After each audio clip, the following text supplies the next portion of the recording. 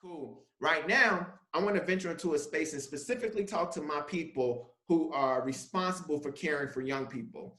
And I want to be very specific as it pertains to how you can take this theme of conflict resolution and you can wrap it up with the SEL mentoring method and present it to young people to help them to really start processing through this and be able to use these skills in their own lives. So one of the things that we can pull from the SEL mentoring method menu is affirmations. So I would go into a space like this and I would start with very intentional and specific affirmations and give the young people an opportunity to affirm each other.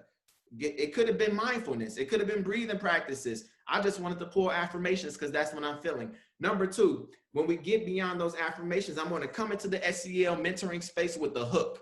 And I think a hook to talk about conflict resolution at this particular time is exactly what went down at the Capitol building. So we can use that as a hook to slide into this moment to use this theme to grow relationship skills and also social awareness within our young people. But again, with the emphasis on conflict resolution. So some examples of questions that you can put out there so that the kids can lead the SEL conversation and not us as adults feeling like we always got to lead the conversation. Some examples of questions. What is a conflict? You understand? And then particularly based on whatever you talked about in the hook, what do you think caused that conflict? All right. And then another kind of cool question that potentially can be asked, was the conflict, whatever the conflict was, do you think it was resolved? So what was the conflict? What caused it? Was it resolved? I'm telling you, those three questions, you understand, you can have a group of young people. Listen, I have conversations like this from kindergarten all the way up to 12th grade. Matter of fact, I have college students that I work with as well. Like they'll take this and run with it. We just as facilitators have to give them space and opportunity to navigate important questions like this so that they can grow these competencies and skills and own them in their own lives. Listen, when we talk about this whole dynamic that is so important to so many people right now, diversity, equity, and inclusion, this is why SEL is so important for that conversation.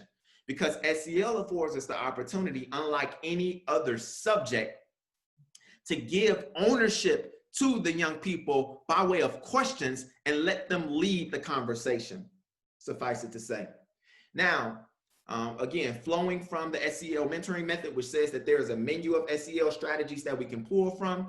Number four, the fourth thing that I would do to provide closure to this environment and to this opportunity on conflict resolution is I will have some form of an activation activity. And just the fitting activation activity that I thought of for conflict resolution was us to have simulation. So to go through examples of different conflicts that oftentimes occur in our classroom or in our home environment and really kind of talk through why did that conflict occur? You know, how do you think that person dealt with that conflict? Would you have dealt with it differently, right? How does this now, us talking through this and working through this, how does this change your perspective if this same type of conflict happens again in the future? Wow. The SEL mentoring method popping off in a massive way right there, giving you all kindergarten all the way through college, the ability to ask questions and have those questions to be on point enough that you get SEL skills to develop through conversation. This thing is amazing. It's mind